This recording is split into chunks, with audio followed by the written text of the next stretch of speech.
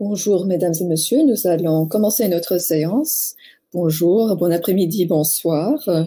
Je vous souhaite la bienvenue au webinaire du PME qui porte sur les compétences du 21e siècle, comment les systèmes nationaux peuvent les encourager et quel est le rôle du PME. Je souhaite partager quelques points d'intendance avec vous. Tout d'abord, pour les participants qui souhaitent suivre le webinaire en français, vous avez cette possibilité sur la plateforme. Vous cliquez sur l'icône marquée Flore qui est en bas à gauche et vous sélectionnez la langue française.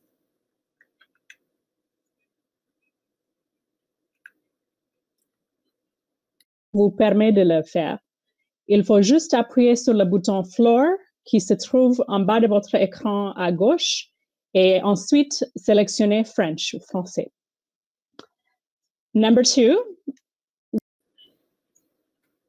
On demande à tous les participants, à l'exception des 4 intervenants, de bien vouloir éteindre le microphone et la vidéo pendant la totalité du webinaire.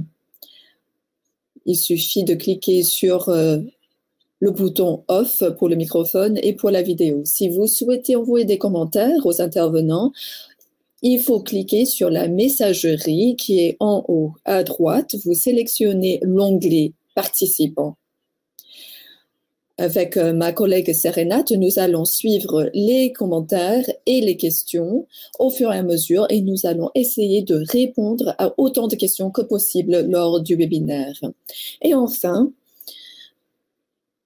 vous avez déjà reçu des informations hier et vous avez reçu un lien pour un fichier avec toutes les présentations en anglais et en français des principaux intervenants.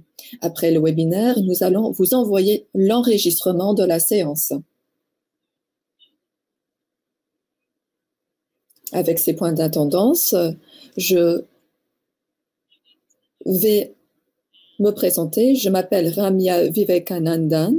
Je suis spécialiste en éducation au secrétariat du PME. Je travaille sur l'évaluation de l'apprentissage et j'assure la coordination des initiatives en la matière.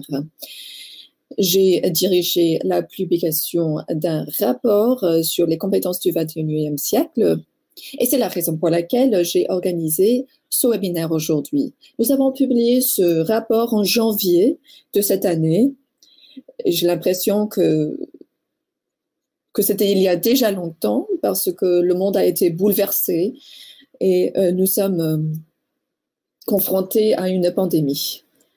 Aujourd'hui, nous n'allons pas aborder le thème du Covid-19, mais il est fort possible que les compétences du 21e siècle, et on emploie d'autres termes aussi, les compétences transversales, les compétences douces, entre autres, c'est-à-dire la créativité, l'innovation, la résolution de problèmes, la maîtrise des TIC, sont autant de compétences essentielles dans le monde d'aujourd'hui.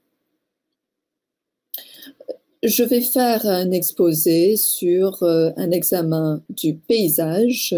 Ensuite, je vais passer la parole aux 2 intervenantes principales. Je vais les présenter avant de commencer ma présentation.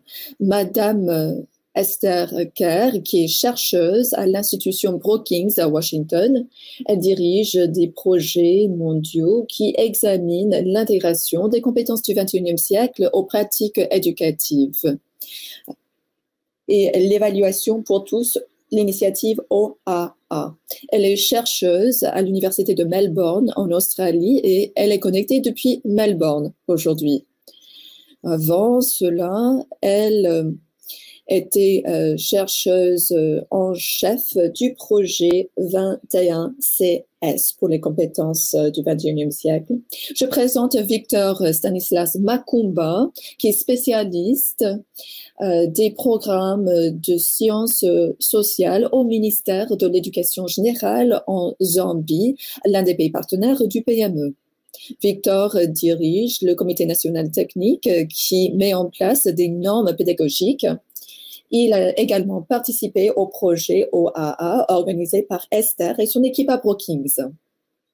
Après les 3 exposés, nous aurons la possibilité d'écouter Maggie Kozial, qui va partager les points de vue du secteur privé vis-à-vis des systèmes nationaux éducatifs pour encourager les compétences du XXIe siècle.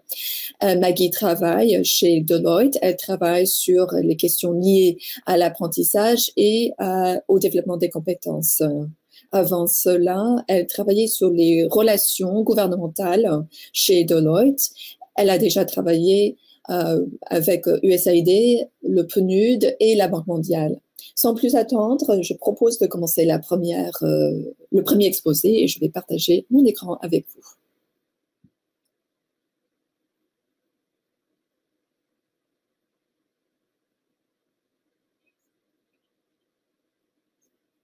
J'espère que vous voyez bien l'écran et vous voyez mon image également. Ce premier exposé porte sur l'étude descriptive du PME sur les compétences du XXIe siècle, publiée en janvier de cette année.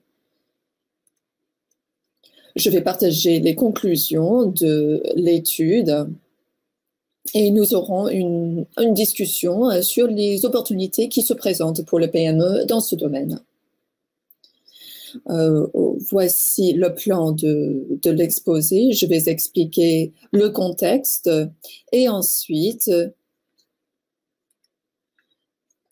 nous allons présenter les différents aspects de l'étude qui a 4 volets. D'abord, un examen des travaux antérieurs, toutes les études en la matière. Ensuite, un état des lieux, des plans sectoriels éducatifs et des documents du PME avec les pays partenaires. On a réalisé des mini-études sur l'évaluation des compétences du XXIe siècle dans un certain nombre de pays et finalement, un examen des contributions des partenaires du PME et finalement, les principales constatations et les perspectives d'avenir pour le PME qui sont présentées dans le rapport. D'ailleurs, vous avez déjà reçu le fichier et le lien et vous avez le rapport dans ce fichier et vous pouvez parcourir ce document. Je commence par le contexte de l'étude descriptive. C'était en 2017 que le PME a lancé l'évaluation au service des apprentissages A4L. Cette initiative a été lancée parce que le renforcement des systèmes nationaux d'évaluation est un élément essentiel du modèle du PME qui contribue à améliorer les résultats de l'apprentissage et aussi à renforcer des systèmes nationaux éducatifs qui sont 2 objectifs essentiels pour le PME dans le plan stratégique actuel.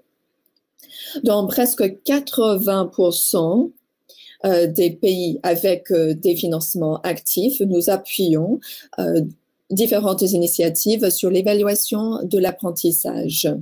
Et A4L, c'est un complément qui renforce les systèmes nationaux d'évaluation et qui fait aussi la promotion d'une approche plus holistique.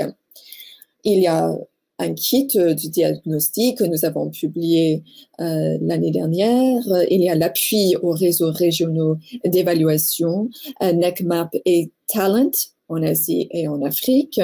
Nous avons également travaillé sur l'évaluation des compétences du XXIe siècle. Et cette étude descriptive fait partie de ce dernier élément.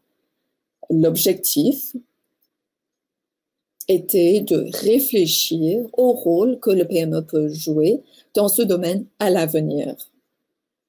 On met l'accent sur le fait de mesurer des résultats, mais on met aussi l'accent sur les compétences du XXIe siècle dans leur ensemble. Il est intéressant de noter qu'avant cette initiative A4L, le PME avait très peu d'engagement en ce qui concerne les compétences du XXIe siècle. Le fait d'améliorer des résultats d'apprentissage est vraiment au cœur du plan stratégique du PME, le plan stratégique 2020.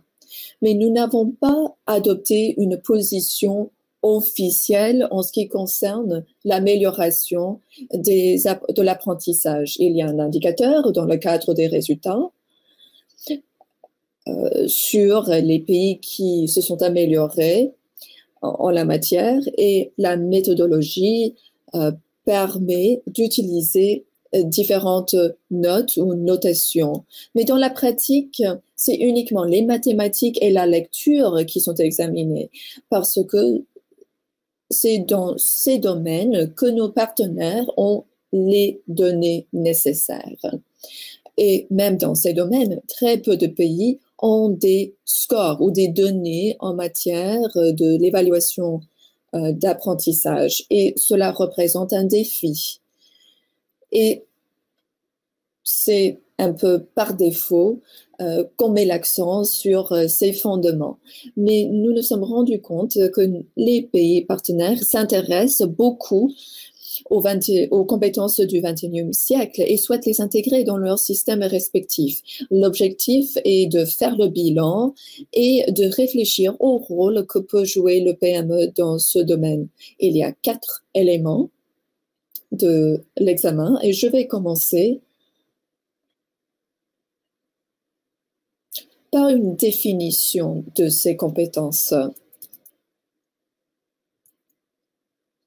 Il y a différents termes qui sont employés pour désigner ces compétences.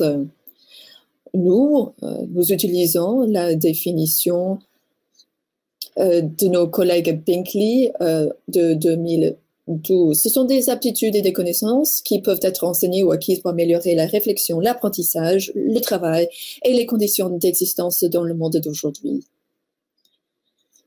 Vous voyez une liste des différentes compétences que nous avons utilisées dans cette étude, la créativité, l'innovation, la pensée critique, la prise de décision, la citoyenneté locale et mondiale, et ainsi de suite.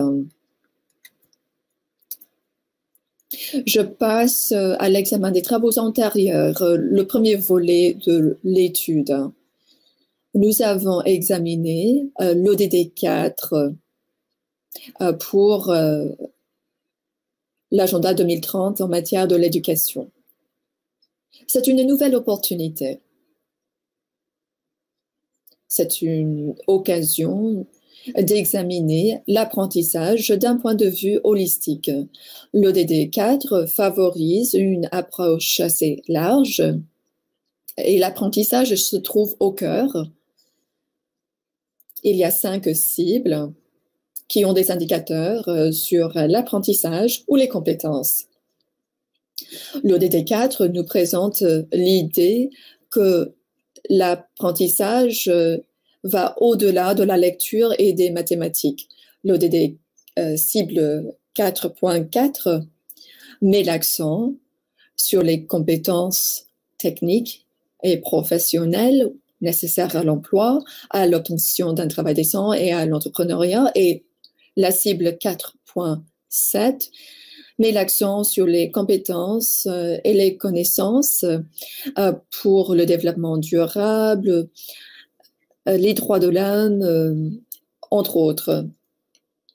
C'était en 2015 que cet agenda a été proposé et cela nous a donné la possibilité de réfléchir à l'apprentissage d'une manière plus globale. Et c'est la raison pour laquelle les ODD sont un cadre de référence, un point de départ pour cette étude. Mais nous avons examiné d'autres cadres et d'autres définitions des compétences du XXIe siècle. Il y en a beaucoup et je cite quelques exemples. Il y a l'initiative ATCS à laquelle Esther a participé. Il y a aussi le partenariat pour l'apprentissage au XXIe siècle. Il y a aussi un rapport sur les compétences professionnelles et techniques. Il y a le cadre CASEL des États-Unis, le cadre de l'UNESCO, le cadre de l'OCDE, et ainsi de suite. Et toutes ces initiatives ont des spécificités, mais elles couvrent à peu près les mêmes domaines et les mêmes compétences transversales. Nous employons la définition de Binkley et cette définition est citée dans les différents cadres que je vous ai mentionnés, la collaboration, l'innovation, la créativité et ainsi de suite. Entre parenthèses, après la publication de ce rapport, l'école de l'éducation de l'université Harvard a créé un site Internet qui est très utile et qui résume ces différentes définitions et initiatives. Eux, ils l'appellent l'apprentissage socio-affectif et ce site partage différentes études et initiatives. Ensuite, nous avons étudié, examiné différentes initiatives sur les compétences du XXIe siècle. Il est très intéressant de noter qu'il y a des définitions, des concepts, mais d'autres initiatives sont allées un peu plus loin pour la recherche et l'élaboration de différents supports pédagogiques. Brookings et UNESCO a assuré la coordination d'initiatives et le PME y a participé. Esther et ses collègues à Brookings ont examiné les compétences pour un monde en évolution, qui examine une centaine de pays et leurs documents politiques, leurs plans stratégiques, etc., pour voir le rôle de ces compétences. Il est très intéressant d'examiner le cadre CASEL et l'initiative de l'UNESCO sur les compétences de vie, si vous voulez. C'est assez sophistiqué comme démarche. Et dans le rapport, vous avez beaucoup plus de renseignements sur ces initiatives. Je note rapidement que différents types de compétences du XXIe siècle se trouvent dans différentes évaluations transnationales, PISA par exemple. Et de ce point de vue, il y a beaucoup d'efforts qui sont déjà en cours et qui souhaitent mesurer ces compétences. Je passe maintenant à l'état des lieux.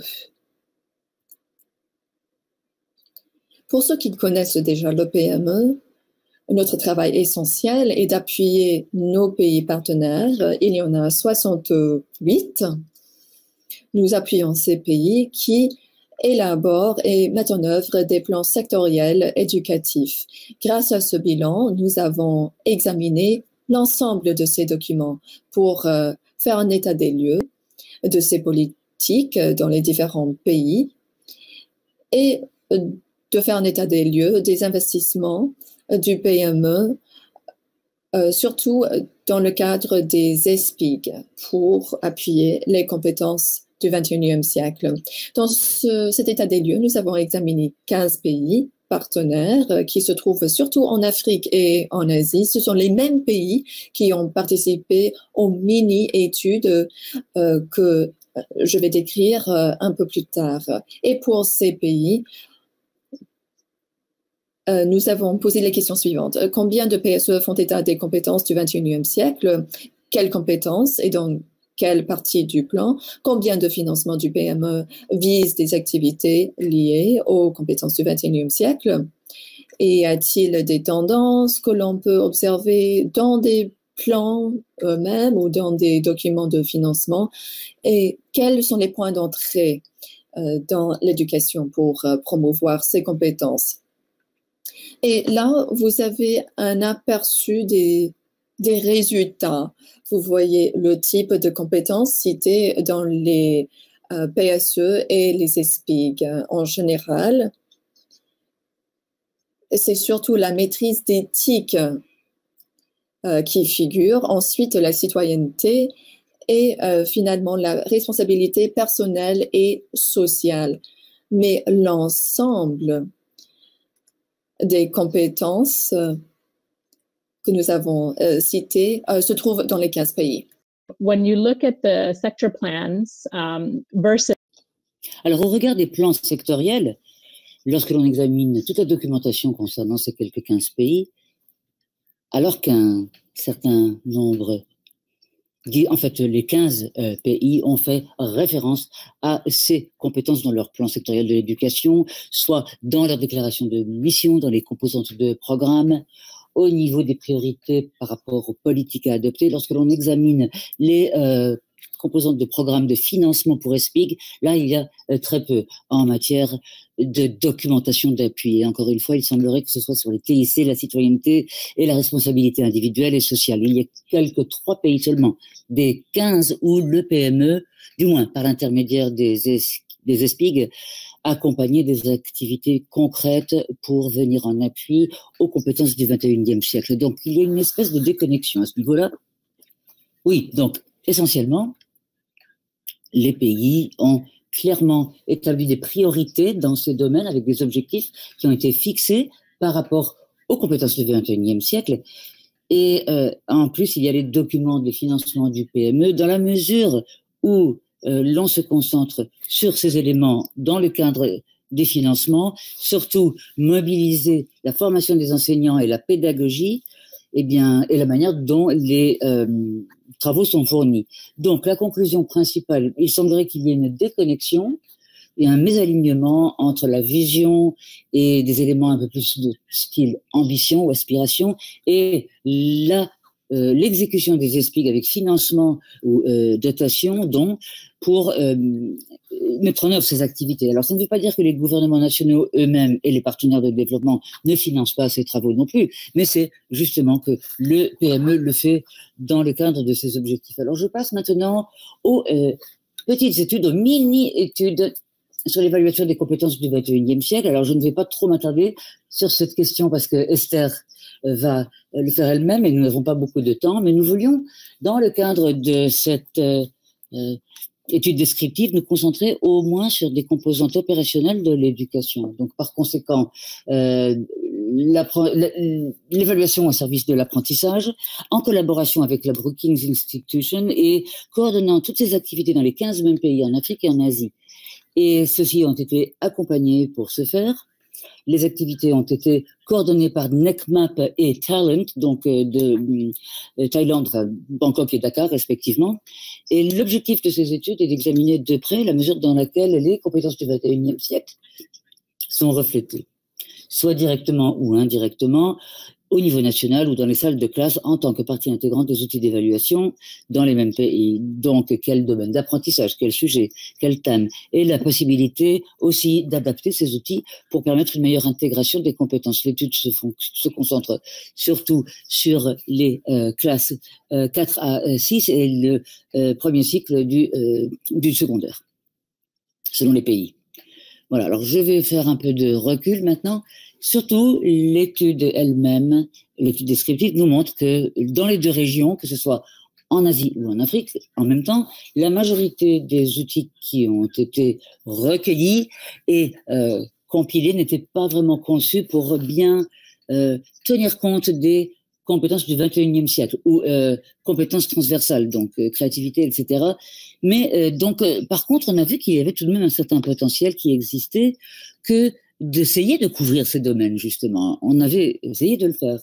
Et donc, les enseignants nous disent, on n'est pas obligé nécessairement de commencer à zéro sur la manière dont on évalue les compétences, mais nous pouvons examiner quelques tâches d'évaluation dans quelques domaines spécifiques et faire des recommandations ensuite qui, outre le thème principal et le sujet à étudier, que l'on oriente les travaux de façon idoine. Et donc, ce pour les compétences du 21e siècle. Et enfin, dans l'étude descriptive, partie importante, l'examen des contributions des partenaires. Donc, comme vous le savez sans doute, le PME n'est pas qu'un secrétariat, bien sûr, basé à Washington.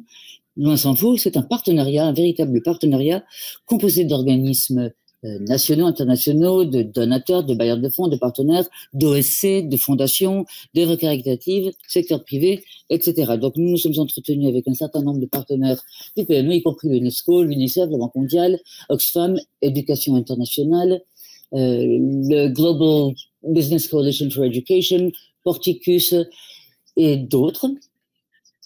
pour vraiment, même si le PME en tant que tel, son secrétariat n'est pas forcément n'intervient pas en matière de 21 CS, de compétences du 21e siècle, que fait le partenariat dans l'ensemble, dans ce cadre? Eh bien, beaucoup finalement.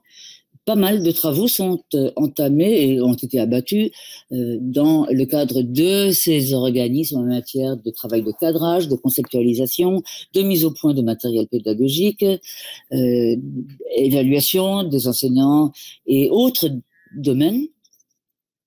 Là, nous avons quelques exemples de la part de certains partenaires avec lesquels nous nous sommes entretenus. Donc, surtout en annexe, vous trouverez bien plus de détails sur les initiatives bien précises. Alors, maintenant, en essayant de synthétiser le tout, qu'est-ce que cela veut dire pour le PME? Quelles sont les principales constatations et que devrions-nous faire dans ce domaine? Alors, il y a un historique foisonnant de travaux menés à l'échelon mondial. De nombreux travaux ne se concentrent pas nécessairement sur les contextes de pays partenaires en développement, de PDP, mais un certain nombre de pays partenaires quand même sont inclus. Nos pays partenaires, de manière générale, priorisent les compétences du XXIe siècle et les intègrent dans leur plan sectoriel, mais il semblerait qu'il y ait des lacunes au niveau de la mise en œuvre. Les outils d'évaluation, comme nous l'avons vu dans de nombreuses études en vigueur dans des pays, eh bien, peuvent être adaptés et ont la possibilité de bien intégrer les compétences. Donc, nous devons continuer à travailler sur ce front. Et à l'échelle des partenariats, eh bien, de nombreux travaux ont été consacrés à l'évaluation des compétences du XXIe siècle. Cependant, on observe tout de même des lacunes du côté de la recherche, du partage des connaissances et autres. Donc, alors que les aspirations existent bel et bien, et alors qu'il y a effectivement, ça et là, des indices, enfin des esquisses de mise en œuvre, en général, il y a une concentration, on met l'accent surtout sur une partie du domaine, c'est-à-dire l'enseignement des enseignants, la formation des instituteurs, et il semblerait qu'il y ait un manque de données quant à l'exécution des programmes de compétences du XXIe siècle, surtout dans les pays en développement, et qu'il y a aussi des lacunes en matière de développement des capacités, de plaidoyer, et ce, de manière générale. Donc, en guise de conclusion, on constate qu'il y a quand même des perspectives d'avenir pour le PME dans cet espace. C'est quand même un écosystème très riche, très foisonnant, et nous ne voulons pas non plus nous immiscer dans des activités menées par d'autres qui sont évidemment les personnes ayant les prérogatives les plus importantes, mais nous voulons aussi nous intégrer par le biais de la diffusion de l'information, par exemple ce webinaire. C'est un moyen de signaler que le PME est tout à fait intéressé en les compétences du XXIe siècle et que nous voulons vraiment accompagner de près les pays par rapport à leurs aspirations. Donc d'une part, nous savons que nous pouvons avoir un dialogue stratégique mondial bien plus étayé et aussi en matière de promotion de la recherche et sur l'importance de mise en pratique des aspirations stratégiques et entrée aux compétences du XXIe siècle et de l'intégration de ces compétences à l'échelle d'un système éducatif et ensuite appuyer des travaux mondiaux et régionaux de promotion, de renforcement des capacités, de l'échange des connaissances, etc., etc. Donc, il s'agit vraiment de se servir du pouvoir convocateur de ce partenariat qui est le nôtre, et nous sommes bel et bien un partenariat. Nous ouvrons deux concerts avec des partenaires et nous voulons vraiment réunir tous les travaux menés dans ce domaine et selon la perspective des compétences du XXIe siècle. Alors voilà notre publication. Vous savez où vous rendre pour voir des copies de ces documents. Voilà, donc je ne partage plus mon écran maintenant et j'invite Esther à prendre la parole.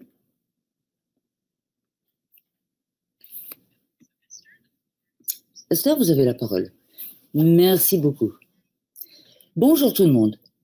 Et bonsoir. Bonjour, bon après-midi, bonsoir. Bon, comme vous le voyez, en Australie, l'air est frais. Et dans de nombreuses autres parties du monde où vous êtes, eh bien, il fait de plus en plus chaud. Par contre, en Australie, il fait de plus en plus frais. Donc l'hiver approche. Maintenant, je vais passer à mon exposé. Je vais essayer de partager mon écran. J'espère que ça va fonctionner. Alors, un instant.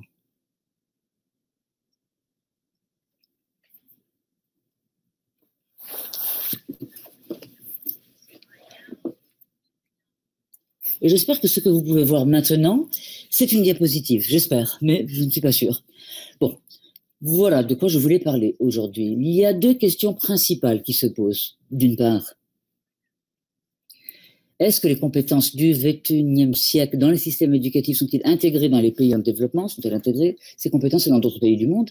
Deuxième question, ces compétences peuvent-elles être mesurées, appréciées? Et la réponse aux deux questions, la réponse brève, est oui, on sait déjà depuis quelque temps que nous sommes capables de mesurer les compétences à un niveau très technique, mais pour nous, spécifiquement, dans tout progrès d'optimisation de projet, la question à se poser est est-ce que nous pouvons mesurer ces compétences au niveau de la salle de classe?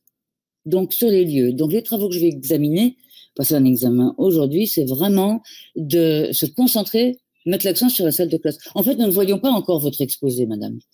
Ah, c'est intéressant. Que faire, que faire? Voilà, je ferme ceci. Voilà, j'espère que ça va s'afficher bientôt.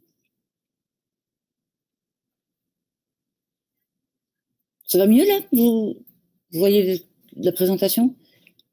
Non, madame, non.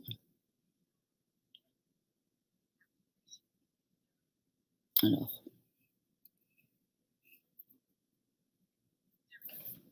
Voilà, l'exposé s'est affiché.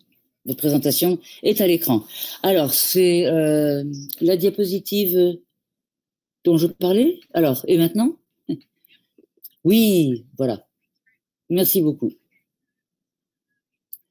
Bon, on n'a rien loupé, hein, ne vous inquiétez pas. C'était juste en guise d'introduction, donc vous n'avez rien raté. Pour ce qui est de l'optimisation de l'évaluation pour tous, OAA, nous avons réuni des groupes d'éducateurs. On a mis sur pied un groupe d'éducateurs dans de nombreux pays d'Asie et d'Afrique chargés de définir, de décrire et de reconnaître les compétences principales du XXIe siècle pour commencer à examiner, se rendre compte si oui ou non nous pouvions accompagner les pays pour mesurer cela dans la salle de classe. Et nous avons donc facilité l'aide à l'élaboration d'activités d'évaluation en classe des compétences en se posant la question de savoir si cela fonctionnait dans la salle de classe. On peut tout à fait mettre au point toutes sortes d'outils divers et variés, mais il faut aussi être certain que cela fonctionne concrètement dans la salle de classe. Est-ce que c'est gérable? Est-ce que c'est utile pour les instituteurs, les professeurs, etc. Et nous voulions surtout garantir que cela soit vulgarisable, que cela puisse être reproduit ailleurs et plus loin. Donc, pas seulement mettre au point un ensemble d'outils, mais aussi pouvons-nous identifier une démarche, une méthode, une approche qui peut être généralisée par les pays avec lesquels nous avons des travaux, avec lesquels nous travaillons, et est-ce que cela peut être reproduit? Alors, je vais brièvement parler d'infos contextuelles. Vous avez sans doute déjà vu ce genre de cliché. La question qui se pose, est-ce que les compétences du XXIe siècle sont-elles bel et bien adoptées? Cela ne fait pas l'ombre d'un doute qu'il y a un consensus quant à l'extension de la vulgarisation des systèmes de l'éducation, surtout qu'il y ait une perspective complètement centrée sur l'enfant, sur l'élève. Vous voyez ici sur cette diapositive un graphique qui a été mis au point par l'OCDE et je le trouve particulièrement utile parce que nonobstant le fait que nous avons tous des interprétations différentes quant à la question des compétences du XXIe siècle. Quelles sont-elles? Les compétences transférables, reproduisibles, etc. Dans ce graphique et dans cette flèche, on voit que les aspirations, les objectifs, ce que nous voulons adapter à nos circonstances, les compétences du XXIe siècle font partie intégrante des compétences que nous amenons dans notre quotidien. Et donc, toutes les compétences du XXIe siècle dont nous parlons, eh bien, font partie de cette perspective générale. Alors, on a parlé du fait que, parfois, lorsque l'on examinait les compétences dans un monde en évolution, c'est une étude qui avait été faite pour quelques 160 pays, et nous voulions savoir s'il y avait des compétences du XXIe siècle qui étaient bel et bien intégrées dans les déclarations de mission, de l'éducation, du secteur de l'éducation. Est-ce que les compétences du XXIe siècle ou autres étaient bel et bien inscrites dans les programmes d'études?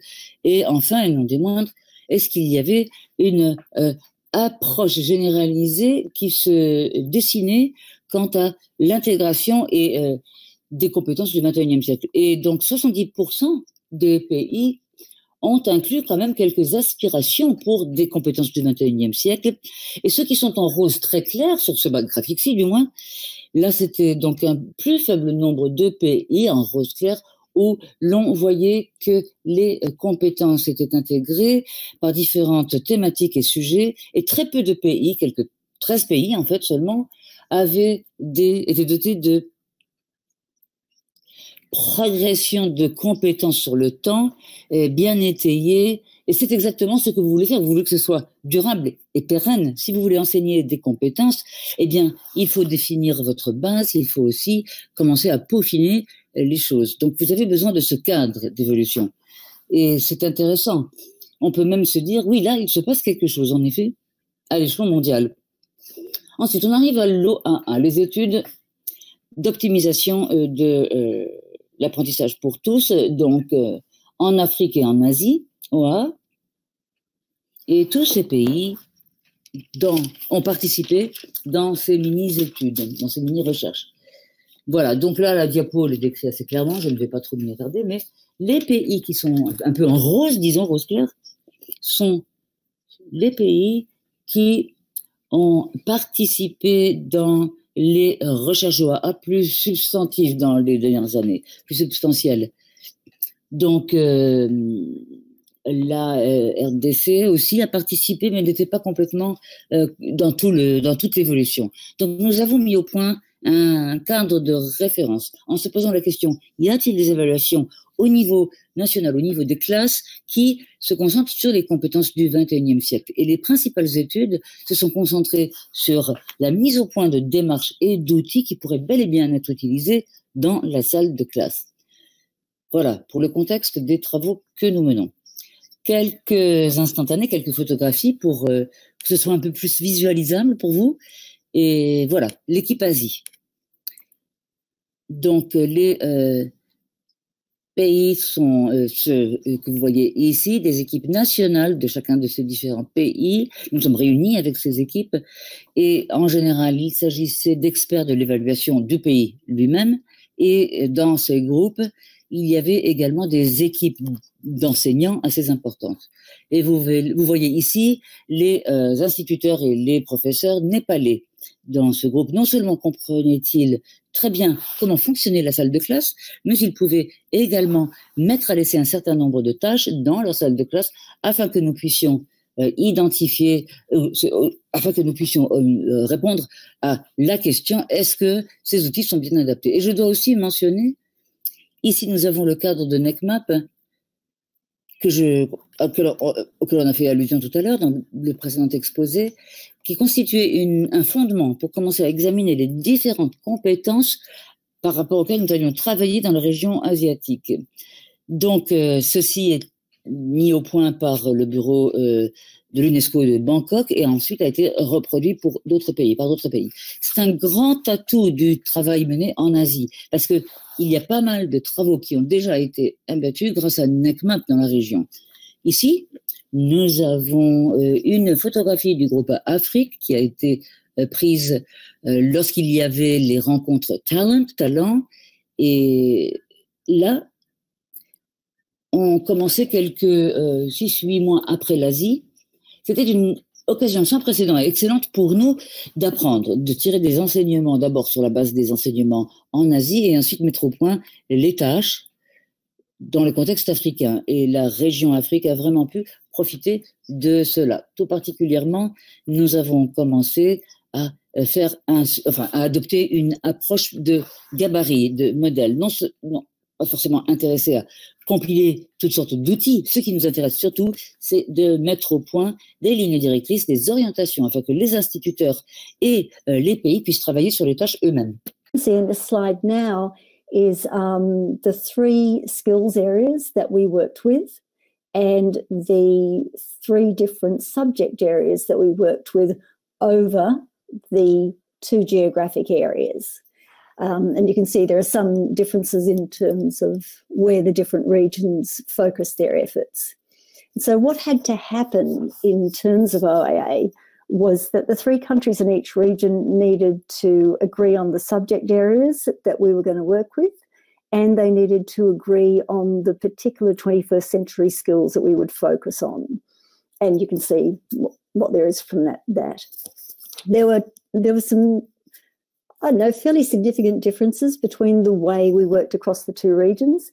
And so with Asia, we did quite a lot of curriculum audit activity so that we could make. En Asie, on a beaucoup travaillé sur les programmes scolaires pour trouver des similitudes, pour mettre en place des tâches, et les 3 pays allaient utiliser les mêmes tâches. Or, pour l'Afrique, nous n'avons pas utilisé cet audit du programme scolaire, mais tous les pays ont travaillé ensemble pendant la durée du processus pour concevoir les tâches et pour faire en sorte que les enfants puissent accéder aux tâches et aux connaissances sous-jacentes. Pour mettre au point des tâches, les enfants appliquent des tâches ou les exécutent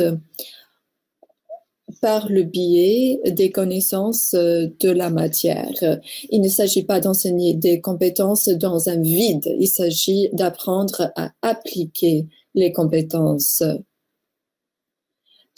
Et cela permet de savoir si l'enfant est capable de faire des généralisations, entre autres. Là, vous voyez un modèle, si vous voulez, d'une tâche. Cela décrit les processus de base, en l'occurrence une tâche de mathématiques. Vous voyez les différentes compétences de résolution de problèmes qui sont nécessaires. En Asie et en Afrique, nous avons beaucoup travaillé sur la définition des compétences. Ensuite, nous avons examiné la structure des compétences, les sous-composantes, les sous-éléments des différentes compétences. Et pour chaque tâche, nous avons essayé de cibler une compétence ou une sous-compétence précise. C'est une approche assez technique, mais en réalité, c'est très accessible. Et c'était le cas pour les 2 équipes et pour les enseignants. Ça, c'était une étape, et pendant 2 ans, nous avons beaucoup travaillé sur cet aspect du processus. Mais il y a un aspect qui est plus important. Jusqu'où est-ce qu'on peut aller avec ce processus? Je précise que c'est juste une étape pour intégrer les compétences du XXIe siècle dans les systèmes éducatifs. Pour ce faire, il faut faire en sorte que les différents éléments du système soient alignés. Les compétences doivent être intégrées au programme scolaire. Il faut assurer que les méthodes pédagogiques et que les enseignants soient capables de démontrer ces compétences. Et il faut bien cibler les compétences dans les différentes tâches. Vous voyez les différents points sur cette diapositive, et cela représente un travail considérable qu'il faut entamer et qu'il faut bien comprendre. Tout à l'heure, j'ai parlé d'un audit d'un programme scolaire. S'il s'agit d'appliquer des compétences, des tâches ou des matières, il faut identifier des thématiques que les enfants connaissent. Il faut identifier les opportunités de compétences et il faut les intégrer. L'un des défis auxquels nous sommes confrontés, c'est de savoir à quel niveau doit-on cibler les compétences. Si on n'a jamais ciblé les compétences du XXIe siècle, comment peut-on trouver le bon niveau pour les enfants de 8 ans ou de 16 ans? Il y a beaucoup de lacunes et Rania l'a dit tout à l'heure. En ce qui concerne la pédagogie, l'enseignement, il faut examiner ce qui est possible dans une salle de classe. L'année dernière, j'ai participé à un travail avec l'UNICEF aux Philippines. Nous avons beaucoup travaillé sur les activités qui se déroulent dans les salles de classe pour voir dans quelle mesure il est possible de modifier les pratiques pédagogiques pour que les enseignants puissent intégrer ces compétences et les démontrer, les montrer. Pour l'OAA, surtout en Afrique, nous avons examiné les tâches qui étaient les résultats des mini-études et on voulait les repenser afin de capter les compétences les plus intéressantes. C'était une démarche très systématique et c'était de cette façon que nous avons fait l'OAA. Maintenant, c'est presque la fin de ce projet et tous les pays souhaitent savoir quelle est la suite. Il y a la collaboration et d'autres compétences.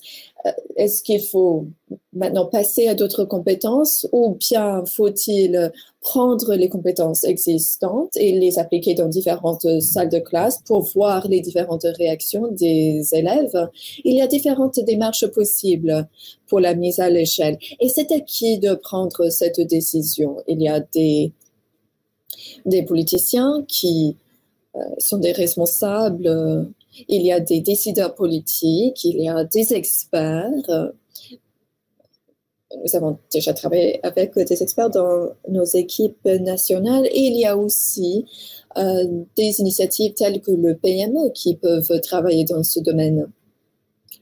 L'année dernière, NECMAP a organisé un atelier à Manille, sur les compétences du XXIe siècle. Lors de cet atelier, les participants ont proposé beaucoup de suggestions.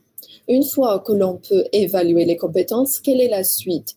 Faut-il travailler d'abord sur le programme scolaire? Faut-il faire davantage d'activités d'évaluation? Faut-il impliquer le secteur privé? Quelle est la séquence nécessaire pour arriver à l'objectif visé? Sur cette diapositive, vous voyez les différentes propositions qui sont le résultat de cet atelier auquel 14 pays ont participé. Et vous voyez que les modèles étaient très importants. Dans beaucoup de pays, qu'est-ce qui se passe?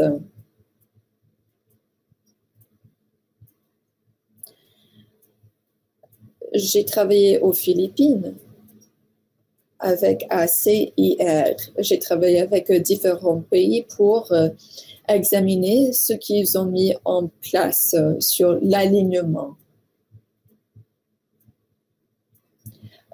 Je précise que c'est une analyse qualitative. Nous avons examiné les parcours de ces différents pays. Il y a les aspects pédagogiques, les programmes, l'évaluation et l'alignement. Est-ce que le pays a fait un effort pour aligner et assurer la cohérence des différentes approches? Dans tous ces pays, on a commencé par la réforme des programmes scolaires. Sans aucun doute, c'est le cas pour la plupart des pays. Beaucoup de pays passent beaucoup de temps sur la réforme des programmes scolaires. Mais si ceci n'est pas accompagné des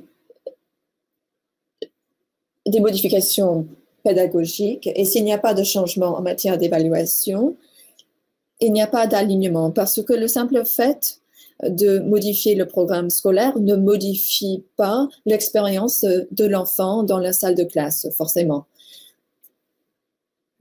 C'était le sens de mon travail dans ces différents pays. Et c'était fascinant.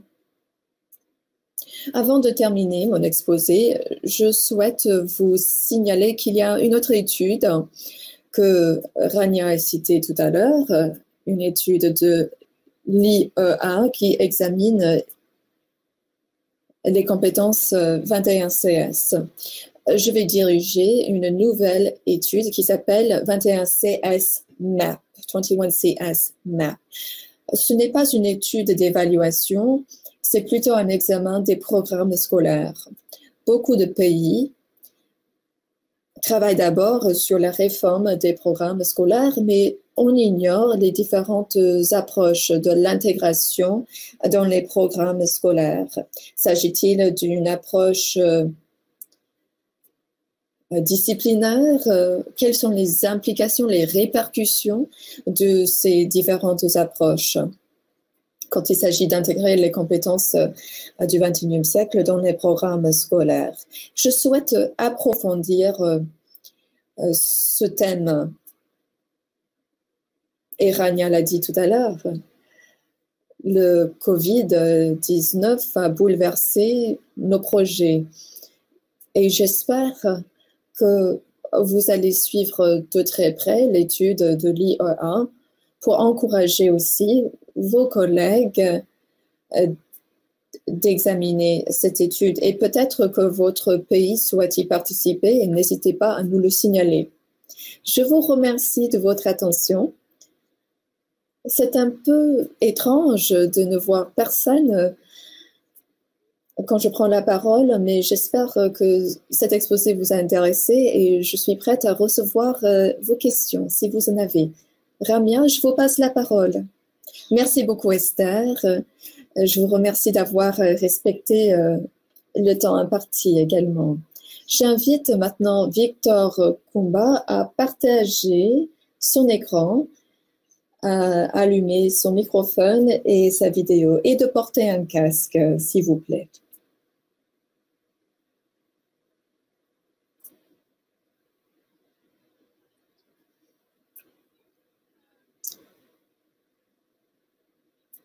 Bonjour Victor.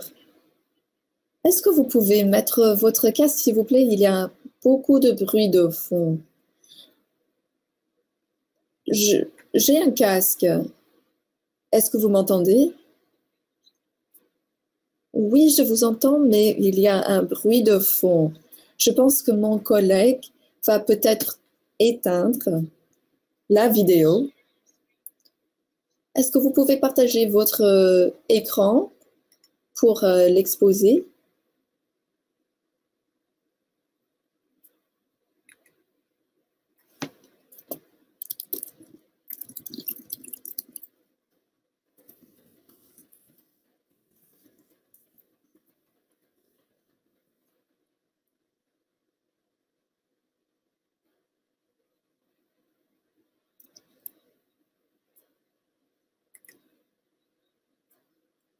Je pense que je n'ai pas la possibilité de partager mon écran. J'ai reçu un message selon lequel le site ne le permet pas. Si vous voulez, je peux afficher l'exposé pour vous et vous m'indiquer à quel moment il faut passer à la diapositive suivante.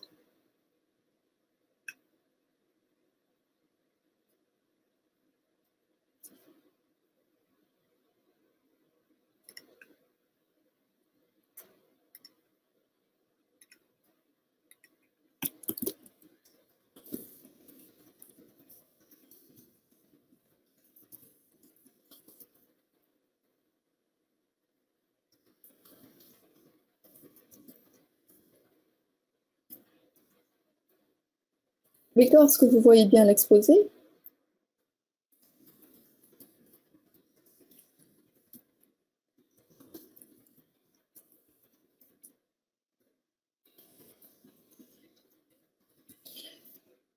Est-ce que vous pouvez m'indiquer à quel moment il faut passer à la diapositive suivante?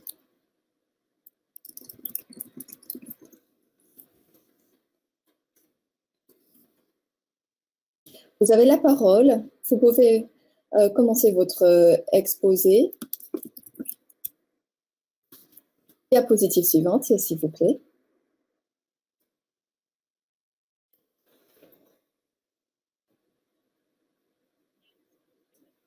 Allez-y, Victor.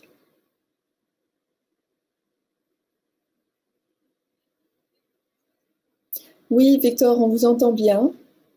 Vous pouvez poursuivre votre exposé.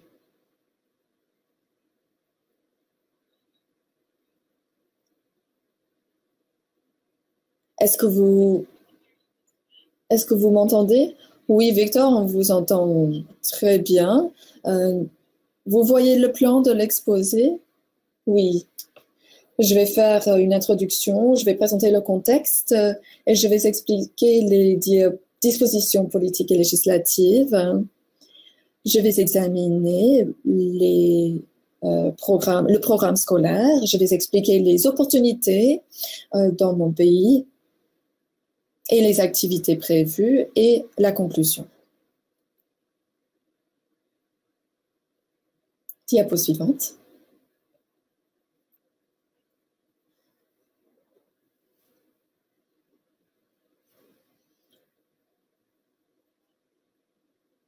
Pour l'introduction, l'intégration des compétences du XXIe siècle dans le système éducatif zambien est entamée depuis un certain temps déjà, comme en témoigne la législation, les documents de politique nationale et le cadre du programme révisé.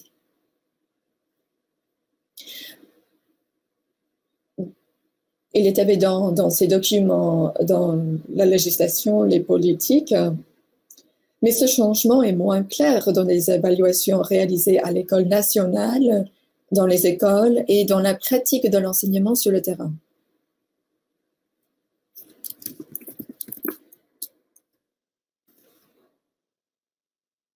Diapo suivante.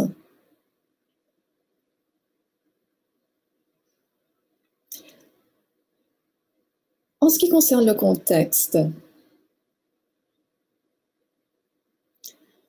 à l'époque de l'indépendance en 1964, le système éducatif mettait l'accent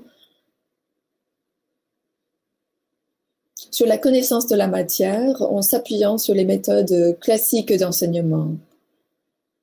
L'acquisition des compétences et des valeurs par les élèves n'était que fortuite. Mais quand on examine les autres politiques, par exemple le Education Act de 1966 et la réforme politique qui a suivi en 1977, on a mis davantage l'accent sur l'enseignement des matières pratiques dans les écoles et on mettait l'accent sur l'acquisition de compétences de survie et de communication. Diapo suivante.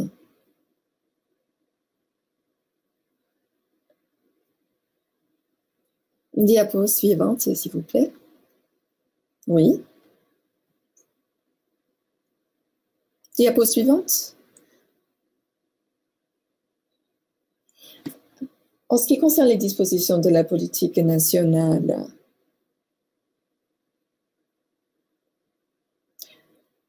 vous êtes allé un peu trop loin dans l'exposé. Est-ce qu'on peut revenir à la diapo précédente? L'autre diapositive. Alors, vous voyez l'extrait de la politique nationale. On mettait l'accent sur les compétences qui se trouvent sur l'écran. Les compétences de vie, si vous voulez.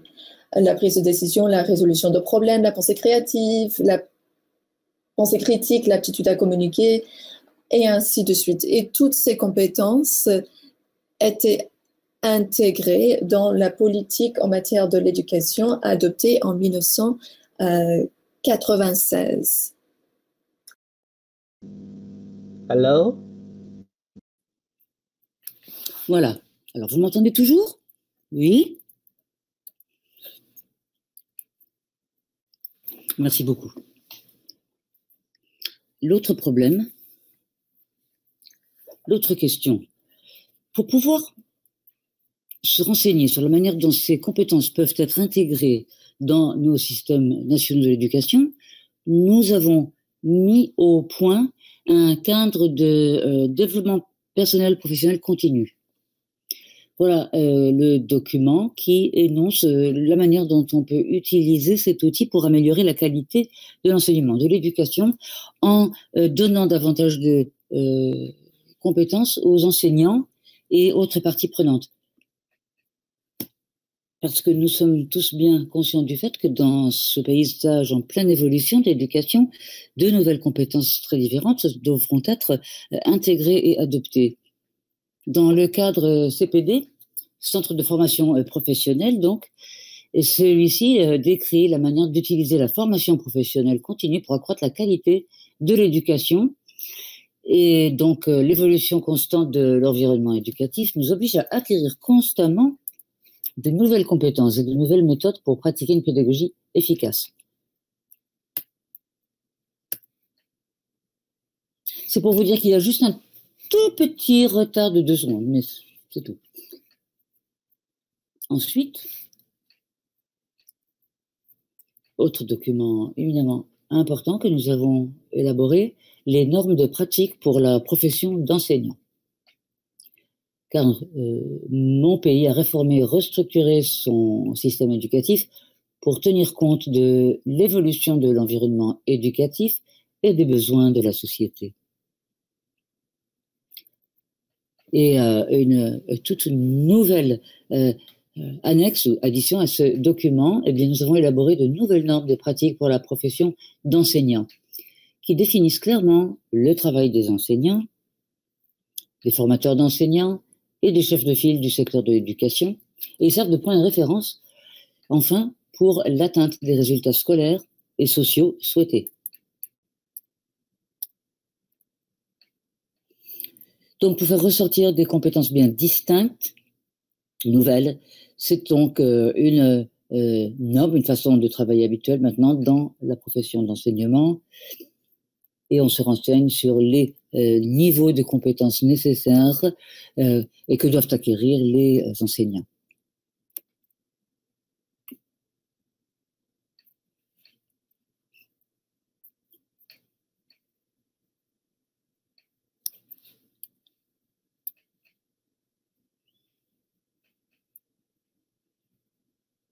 Alors vous pouvez constater sur cette diapositive intitulée But et utilisation des normes, un élément important que l'on peut examiner. Donc, il convient d'évaluer les compétences en matière de connaissances pédagogiques des enseignants, qui sont le fondement de la gestion de la performance. Ce sont des aspects essentiels ici. Dans les normes, on énonce très clairement ce que devraient être les compétences des enseignants et les niveaux de connaissance, de savoir, et donc les compétences aussi. Ces normes permettent aussi d'orienter le programme de développement en matière de formation des enseignants. Les agences différentes examinent les détails. Il y a la question de l'inscription, l'enregistrement des instituteurs, des enseignants, et il y a également la commission et des services enseignants. Ce sont différentes administrations qui essayent de décrire en plus grand détail les profils des enseignants. Nous avons la loi aussi maintenant sur la profession de l'enseignement qui a été exécutée et opérationnalisée.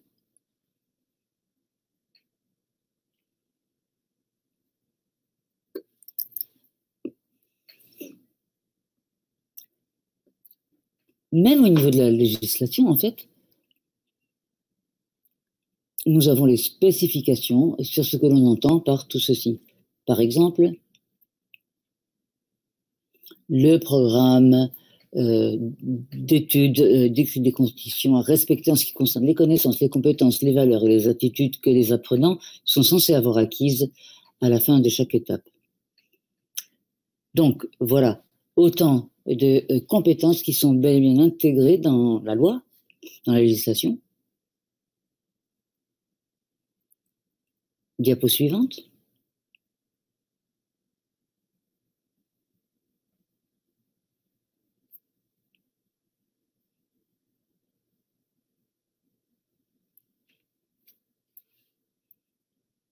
Le programme d'études ont bien défini 6 compétences du XXIe siècle que les apprenants doivent acquérir pour tirer le meilleur parti de leur existence pendant leur jeunesse et leur vie adulte.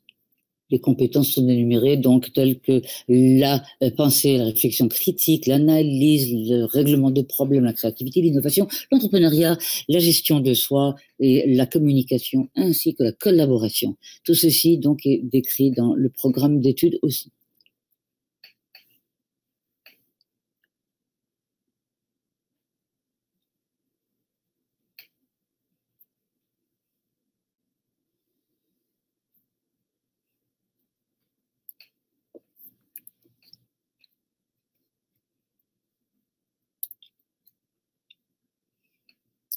Autre élément,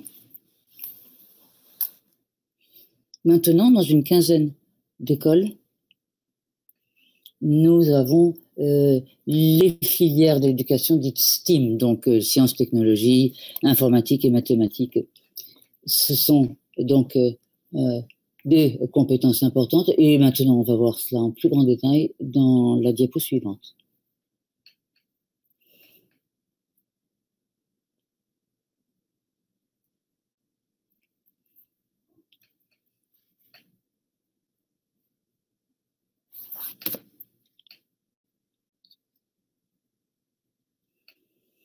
Donc le programme STEAM dans les écoles,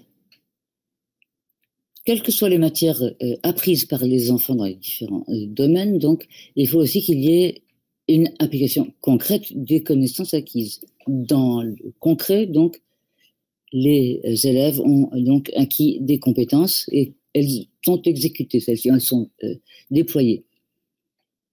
Donc, on s'attend à ce que les apprenants acquièrent des compétences scientifiques aussi requises. Ensuite, on vous montre maintenant sur cette diapositive les compétences scientifiques précisément. À l'examen des différentes catégories, en fait, nous avons l'acquisition, l'organisation, la créativité et la manipulation. Tout ce qui a été présenté plus tôt par les deux intervenantes, Ramia et Esther, il y a toujours le règlement, la résolution de problèmes comme compétence importante. Pour pouvoir résoudre les problèmes, il y a un certain nombre de compétences scientifiques qu'il faut avoir. Dans certains cas, ce sont des sous-compétences ou des compétences secondaires et indirectes qui vous permettent aussi donc tout ce qui est acquisition, organisation, créativité, manipulation, etc. Ce sont des compétences parallèles ou des sous-compétences. Dans notre programme STEAM, on met l'accent sur l'acquisition de ces compétences-ci, telles que l'écoute, l'observation, la recherche, etc., le questionnement, la remise en question. Tous les enseignants, le maître, le principal, le directeur, etc., doivent avoir déjà reçu une orientation pour garantir que ces compétences sont bel et bien inculquées aux élèves.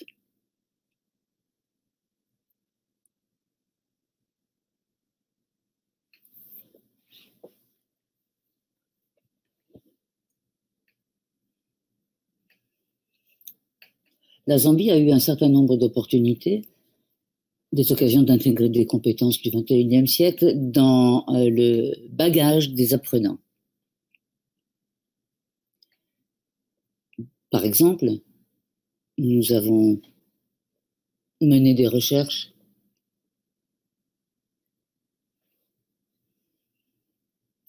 et ensuite nous avons optimalisé l'évaluation, Optimizing Assessment for All, donc optimalisation de l'évaluation pour tous, OAA. Afin d'inculquer les compétences transversales requises, eh bien, il faut faire appel à des méthodes pédagogiques particulières et spécifiques dans la salle de classe. Ensuite, lorsque l'on examine les enseignements tirés de ce programme, et je passe à la diapositive suivante,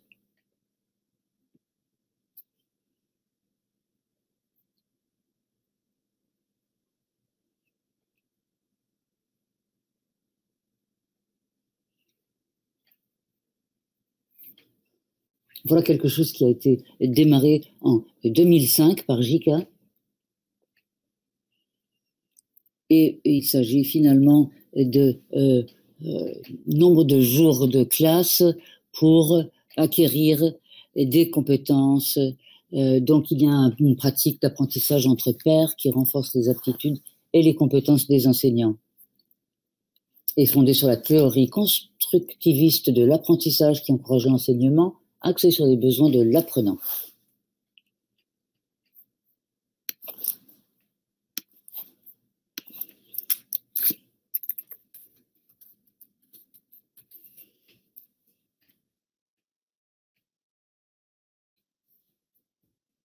Donc, ces 8 stades sont les différentes étapes du programme. Donc, premièrement, définir le problème ou le défi, la difficulté auxquelles sont confrontés les enseignants.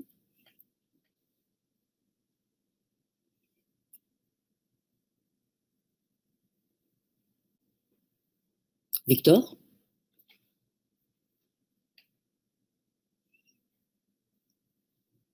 Nous ne vous entendons plus, monsieur.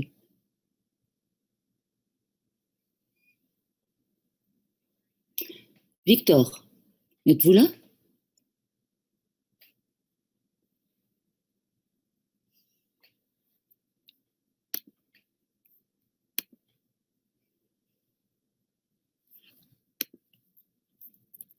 On a perdu Victor apparemment. C'est un problème de connexion sans doute. Bon, alors, si Victor revient, nous aurons, je l'espère, l'occasion d'entendre la fin de son exposé et les conclusions de celui-ci. Mais comme nous avons pris un peu de retard par rapport au temps et l'horaire du webinaire, je me suis dit que j'inviterais bien ma collègue Maggie de Deloitte, qui a quelques planches aussi, des diapos à partager. De manière plus générale, ce sont des perspectives du secteur privé quant aux compétences du XXIe siècle, et ce, dans le système de l'éducation nationale des pays. Je vous invite à prendre la parole.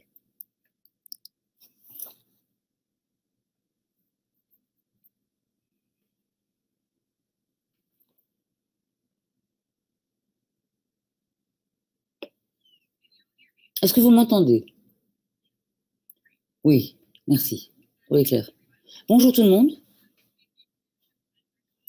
Et merci aux intervenants d'avoir partagé les résultats de leurs recherches en matière de compétences du XXIe siècle. Je vais essayer d'être assez bref ce matin. Tout d'abord, je voudrais parler de la motivation de mon entreprise en matière d'éducation pour nous agir localement et réfléchir globalement. Donc, il s'agit d'une culture qui appuie une société prospère et respectueuse. Et donc, nous menons des efforts pour que l'emploi, les compétences soient connectés. Et Deloitte travaille avec des organismes à but non lucratif, des fondations, des PME et autres instances, pour la transmission de compétences pour favoriser la mobilité socio-économique. Et aux États-Unis, nous fournissons aux travailleurs américains un accès à différentes sources permettant que ceux-ci acquièrent des compétences du XXIe siècle, aussi en tenant compte de la prospérité partagée et de l'équité et de l'égalité en général. Donc, avant de passer aux compétences du XXIe siècle, je voulais me concentrer sur le contexte dans lequel nous vivons, donc dans le cadre de cette pandémie mondiale. un certain nombre de choses se sont produites déjà juste avant la pandémie, mais en matière de qualité de l'éducation, travail, accès aux soins de santé de base, etc. On parlait de compétences au niveau du système de l'éducation et j'ai demandé donc que l'on examine ce que nous avions fait et traversé pour arriver au monde que nous connaissons et que nous vivons aujourd'hui. Je suis certaine que je ne suis pas la seule qui passe des nuits blanches à réfléchir à tout cela. Et donc, ce sont autant de réflexions qui circonstancient la manière dont Deloitte travaille et comment nous voyons notre espace d'intervention. Notre l'aventure en matière de développement de compétences du XXIe siècle a commencé l'an dernier, a commencé par des programmes qui ont commencé il y a à peu près 1 an, qui donc mobilisaient les dirigeants de commerce et d'entreprises et qui se sentaient concernés, leurs travailleurs n'avaient pas nécessairement les compétences nécessaires pour le futur. Et on a estimé qu'un certain nombre de compétences étaient essentielles pour le XXIe siècle et l'avenir, pour les employés. En se fondant sur l'alphabétisme, le niveau d'instruction, nous nous sommes penchés sur 4 catégories, avec la majorité des cadres qui sont incertains de savoir si oui ou non ils sont dotés des ressources humaines appropriées pour le futur, surtout dans un monde où tout va changer et où l'agilité et la capacité de réaction seront éminemment importants. Et donc une pierre angulaire de tout système d'éducatif et programme pilote dans l'inculcation de nouvelles compétences, participation, toutes sortes de compétences qui font passerelle entre elles. Ensuite, il y a également les compétences virtuelles ou soft humaines, disons, et la résolution de problèmes, la communication, l'analyse, la pensée critique, et la collaboration, et évidemment la reconnaissance ou la conscience du fait qu'il y a de plus en plus d'interconnexions entre les différents lieux de travail et les travailleurs.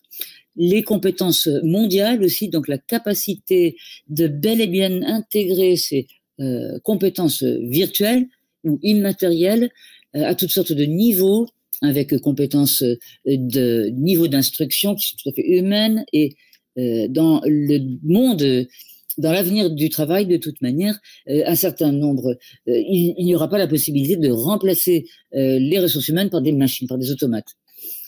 Et donc, il y aura aussi de nouvelles opportunités d'emploi qui seront créées en réaction à ces évolutions. Et il y aura peut-être aussi, si les employés ne sont pas dotés des compétences adéquates, il y aura un problème en matière de l'offre, de l'approvisionnement en employés et formés de façon adéquate. Donc, un certain nombre d'opportunités se présentent pour apprendre sur la base du concret et pour se doter d'une filière d'apprentissage.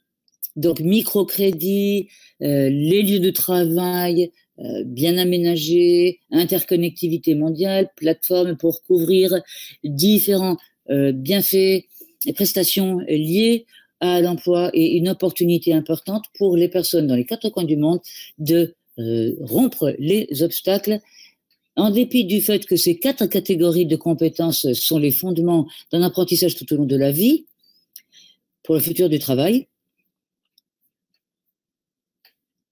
As governments, the nonprofit sector play in developing these skills for changing workforce, which is part of what we've been talking about today. Il faut pouvoir assurer la formation de la main-d'œuvre et c'est la raison pour laquelle on met l'accent sur l'impact social. Qu'est-ce qu'on peut faire? Je vais vous présenter une série de recommandations qui se trouvent dans le rapport et je vais citer des exemples de Deloitte. Première recommandation est d'aligner les objectifs et les approches des parties prenantes. Pour Deloitte, nous travaillons avec des organisations telles que GPCN, la National Skills Coalition et d'autres coalitions de parties prenantes afin de renforcer nos efforts, d'aligner nos pensées et de mettre à l'échelle nos efforts. Recommandation numéro 2, participer à l'élaboration des politiques publiques. Nous avons pris l'engagement de former un certain nombre d'individus sur une période de temps déterminée. Avec nos ressources, nous souhaitons étendre nos efforts de recrutement et de travailler sur l'impact social. Nous avons aussi le capital humain et nous essayons d'investir de manière stratégique dans des efforts de formation de la main-d'œuvre. Nous appuyons certaines associations aux États-Unis pour former des jeunes, des anciens combattants et d'autres populations, et on utilise les meilleures pratiques. C'est juste un aperçu de notre travail.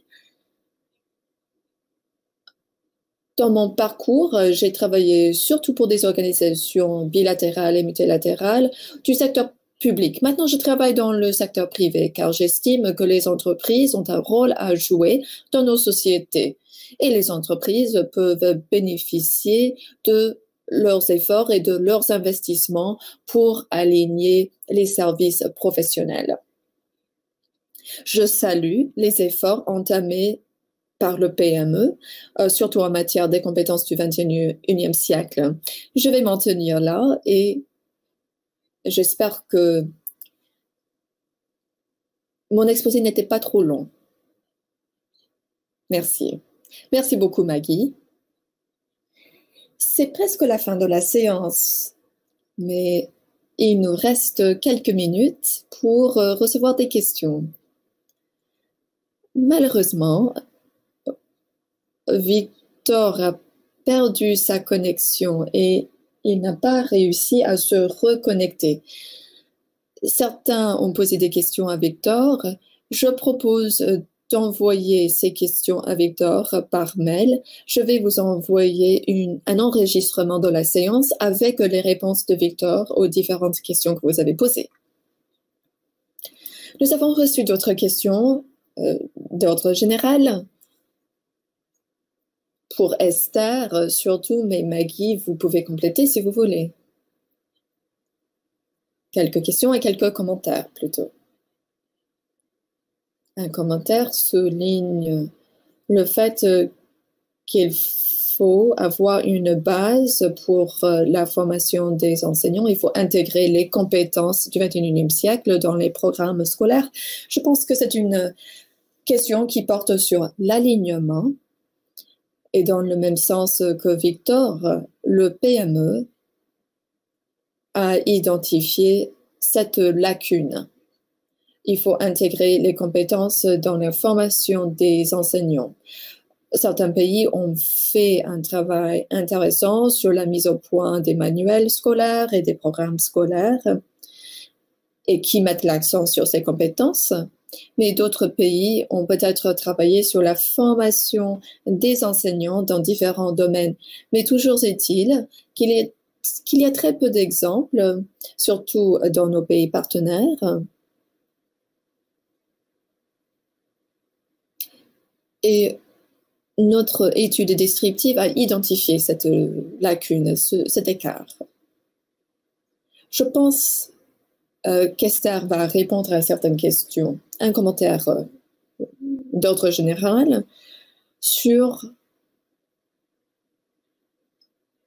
les libellés. Les enfants, les apprenants dans différentes phases du développement se trouvent à différents niveaux en ce qui concerne la maîtrise de ces compétences. Vous pouvez peut-être expliquer un peu plus le travail que vous avez fait sur la progression de compétences. Il y a un autre commentaire sur l'audit des programmes scolaires que vous avez souligné. l'audit et l'intégration doivent faire en sorte qu'il soit toujours possible d'intégrer les compétences dans les programmes scolaires. Il faut également identifier la façon de laquelle les apprenants évoluent. Et cela fait partie aussi de l'expérience de l'enseignant dans la salle de classe. Donc, différents éléments de réflexion et peut-être que vous pouvez réagir, Esther.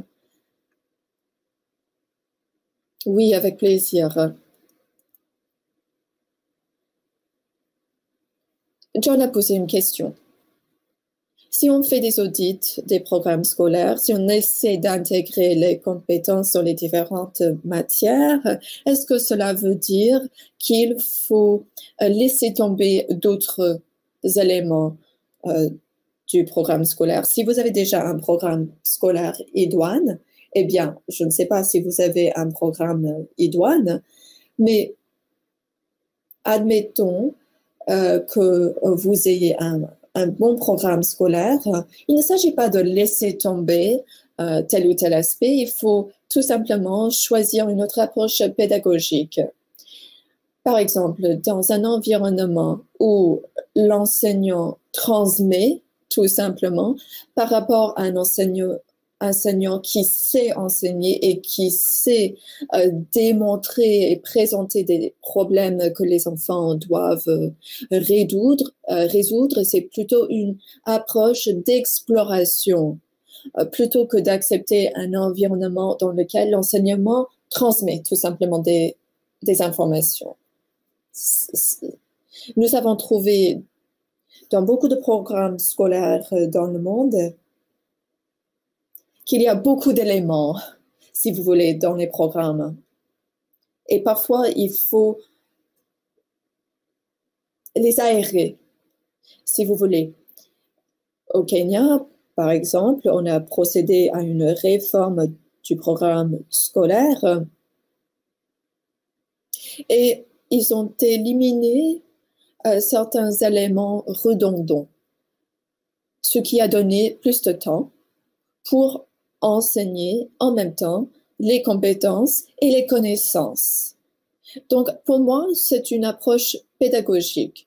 Il ne s'agit pas d'éliminer certains éléments dans le programme scolaire. Il faut enseigner autrement pour permettre aux enfants de pratiquer les compétences pendant l'apprentissage. C'est ma vision des choses. Il y en a d'autres, peut-être. Mais pour moi, c'est surtout une question d'approche pédagogique. Je pense que vous avez posé une autre question sur la progression des compétences. Je pense que c'est une question qui est reformulée par d'autres.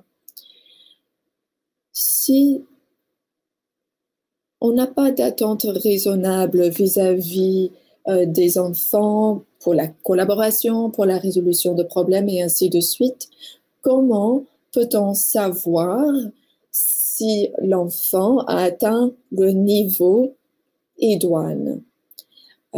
Pour la lecture, pour les mathématiques, nous avons des compétences précises, mais nous n'avons pas forcément de compétences précises pour les autres matières.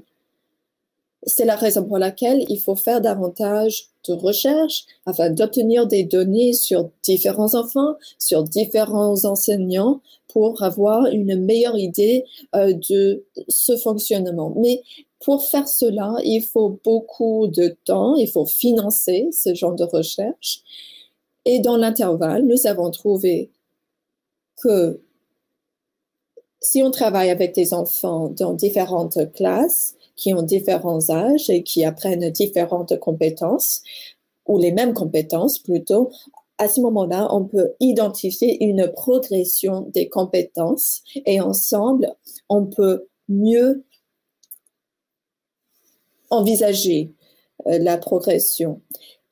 À mon avis, il y a beaucoup de travail à faire qu'il faut partager avec les différents pays. Donc, ce n'est pas forcément logique de demander à un seul pays de faire ce travail. Il faut travailler avec plus de pays pour avoir différents points de vue et pour avoir plus de capacités.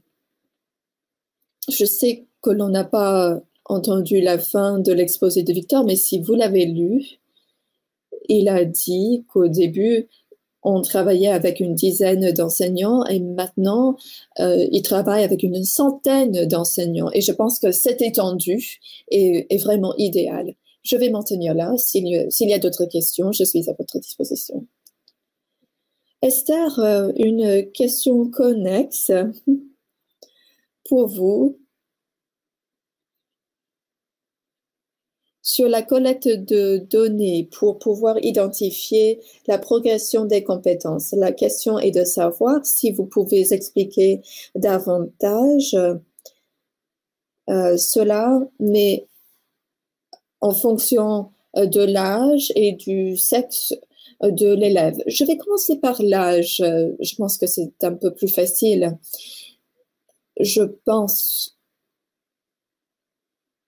qu'à l'heure actuelle, on ignore les éléments précis de cette progression de compétences. Alors, on dépend beaucoup des enseignants. Et c'est ce que nous avons fait dans le cadre de l'initiative OAA. On prend une tâche et les enseignants savent que les enfants maîtrisent cette compétence, la pensée critique, par exemple, et ensuite, les enseignants examinent la tâche pour voir si les élèves peuvent la faire et on fait quelques essais avec différents élèves dans différentes classes. C'est un processus itératif. On fait appel aux experts, aux enseignants et on collecte des données dans les écoles sur les élèves. Si cela vous intéresse, il y a des rapports publiés sur le site internet de Brookings que nous avons publiés sur l'initiative OAA et d'autres rapports seront publiés dans les semaines qui viennent. Le dernier rapport a été publié il y a une semaine. Ce rapport parle de l'Afrique et cite différents exemples. Pour l'âge, je pense qu'il y en a un processus itératif est tout à fait possible. En ce qui concerne le sexe de l'enfant, si on part du principe qu'il y a des différences entre les élèves en fonction du sexe pour différentes compétences, la pensée critique, je pense qu'a priori, on dirait qu'il n'y a pas beaucoup de différences. Or, quand il s'agit de compétences sociales du XXIe siècle, on peut avoir une hypothèse selon laquelle il y a des différences, mais il faut tester cette hypothèse, il faut faire des essais. On a des groupes de filles, des groupes de garçons, des groupes mixtes pour voir les différences. Pour nous, au niveau de la recherche, il faut identifier les niveaux individuels de compétences qui cachent en quelque sorte les différences de sexe. Je pense que c'est un projet assez important de recherche pour identifier l'impact potentiel du sexe sur les compétences sociales. Merci beaucoup, Esther. Il y a une autre question pour le PME. La question est de savoir si le PME envisage d'appuyer la formation des enseignants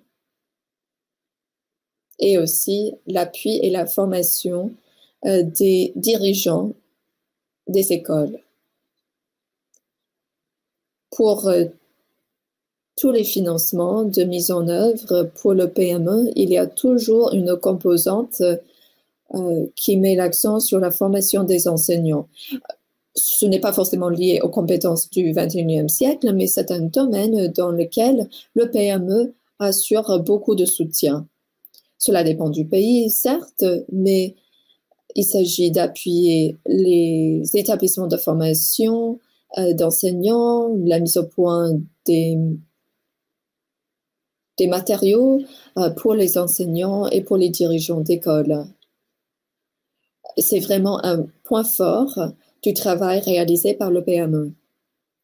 En ce qui concerne les compétences du XXIe siècle plus précisément, surtout pour les ESPIC dans les 15 pays que j'ai cités, seulement 3 ESPIC envisageaient des activités portant sur les compétences et toutes ces activités concernaient la formation des enseignants. Ce que nous préconisons, c'est une approche systémique en la matière.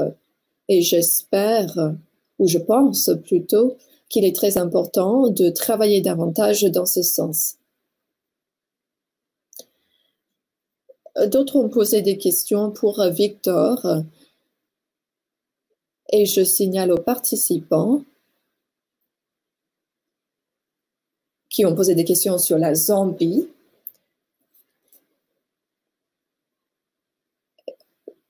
Il s'agit des compétences du XXIe siècle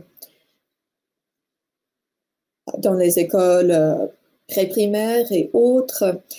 Nous allons envoyer toutes ces questions à Victor et il va répondre et on va partager ces réponses avec vous. Arjun du Bhoutan nous a posé une question et j'invite Esther et Maggie à répondre. Faut-il mettre l'accent sur la lecture et les mathématiques ou faut-il mettre l'accent sur les compétences du XXIe siècle? De mon point de vue, je pense que nous avons fait ce travail et nous avons ce dialogue, c'est parce que il n'est pas nécessaire de faire un choix entre les deux. Les compétences du XXIe siècle font partie de toute l'expérience.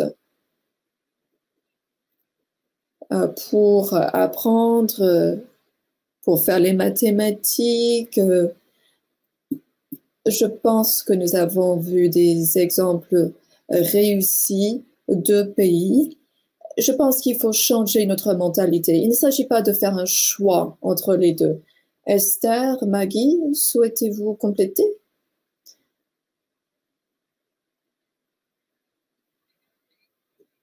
Je suis tout à fait d'accord. Je pense qu'on ne peut pas séparer ces différents éléments. Il ne s'agit pas d'éliminer la lecture ou les mathématiques.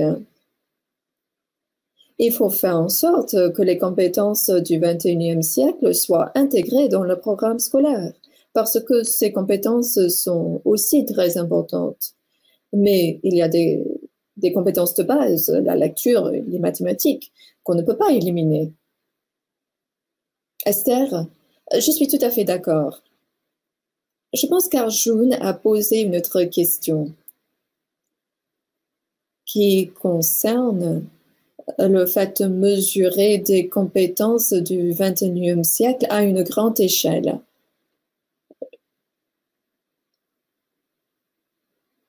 Dans quelle mesure peut-on mesurer ces compétences appliquées? Pour certaines, nous pouvons les mesurer, mais ce n'est pas possible pour toutes les compétences. Dans le cadre de l'OAA, il est plus difficile de mesurer des compétences sociales du XXIe siècle. Cela ne veut pas dire qu'il n'est pas possible, mais tout simplement, c'est plus difficile, non seulement pour développer les compétences, il est plus difficile pour les enseignants de les comprendre et il est plus difficile pour les enfants de comprendre une autre approche d'évaluation. Mais je peux vous envoyer plus d'informations. Je propose de remercier nos intervenants, Esther, Maggie, Victor, qui malheureusement n'est plus connecté. Je pense qu'il y a parfois des questions, des problèmes techniques, des problèmes de connexion. Je remercie tous les participants qui ont posé d'excellentes questions. J'espère poursuivre ce dialogue avec vous sur ce thème. Je remercie ma collègue Sérénate qui a travaillé sur toutes les questions techniques. Nous allons partager l'enregistrement de cette séance avec vous, avec aussi les réponses de Victor. Sur ce, je propose de lever la séance et je vous souhaite une excellente journée. Merci beaucoup et au revoir.